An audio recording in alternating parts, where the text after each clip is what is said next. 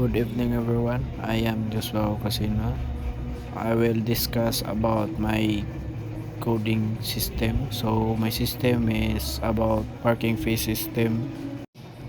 So first I will learn the code. So parking slot fee system. So first sign up. So I will sign up admin and admin code 123. Then full name admin then admin password. So ni butang ra kog admin para gamay ra ang pag login, paspas ra ta maka login. So gitry na kog sign up balik if magbalik-balik ba ang email nga admin, so dapat isara na siya. So admin email, so na nakasuwat nga taken na, dili na pwede magbalik-balik login. So lahi nga account ang pag sign up. So mga to tags SB file para i-active ang admin, kaya kailangan pa siya i-active para maka-login. Then so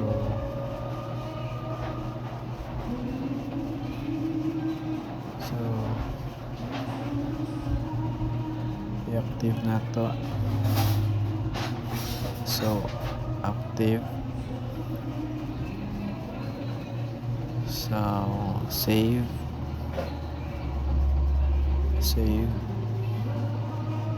So active na nato.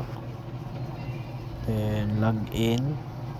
So I will log in the admin.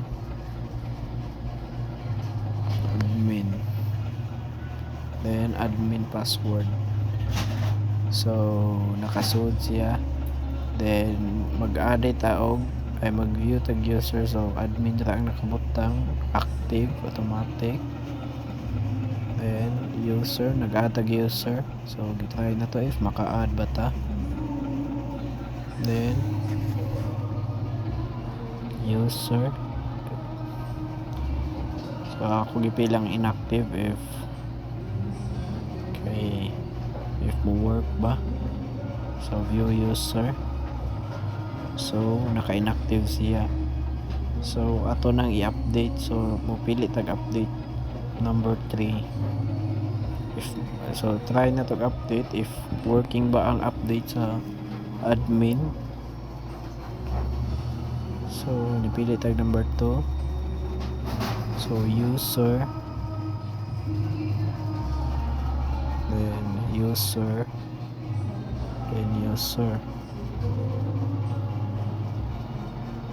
admin ba or user. So gipila to kay user na siya.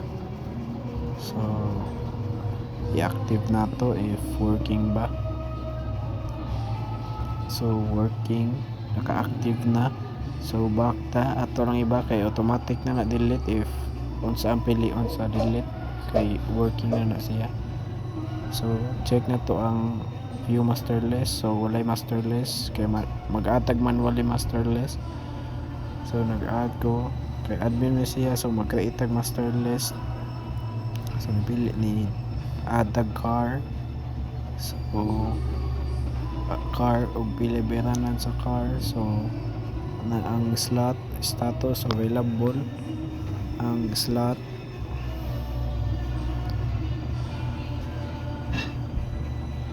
Then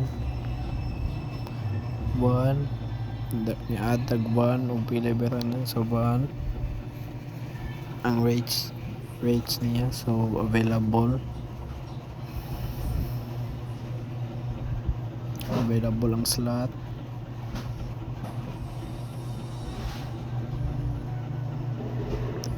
Truck, motor, nihatag motor para makita if pilay rates aning sakyanan if mo parking. So available. So i-update na to ni siya if i-occupy na to if working ba ang pag-update sa admin.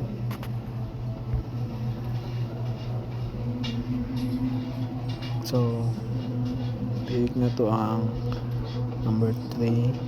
So motor number 3 ba, motor, then 10 i-occupied na to if working ba. So occupied na to ang slot niya, ang slot ani nga lugar, and so occupied na ganay nakapark na sakyanan. So login tag user if verify na to.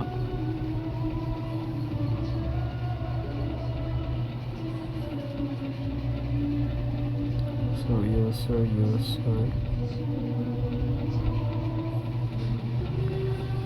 so available, so na occupied, try na to pili ang occupied so taken na, dili na pwede nga na nakapark. So arito sa available, pick taog number 1, then car man ang number 1, so car ato yung parking kaya wala na available sa motor. So so check na to sa master list. So nakapark tamo na siya, naka-active na, so wala pa tayo gibayadan, wala pa sa hours, bila ka hours tani parking. So adto pa sa check out para mubutang tag hours pila ang mubayadan. So pili tag 1 kay ID mo ni siya atong gipili slot nga lugar, then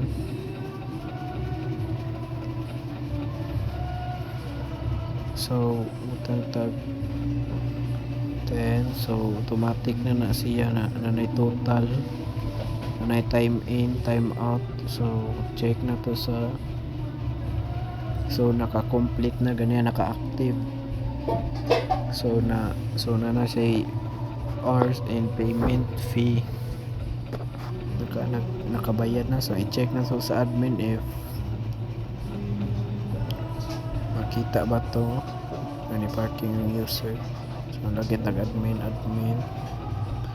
then manage parking slot, so view transaction, so na siya payment total, so mo na siya complete, na fee, hours, pila ka hours, so time in time out, so nanay date March 15, 2026, so karon na siya, then total payment 150. So maora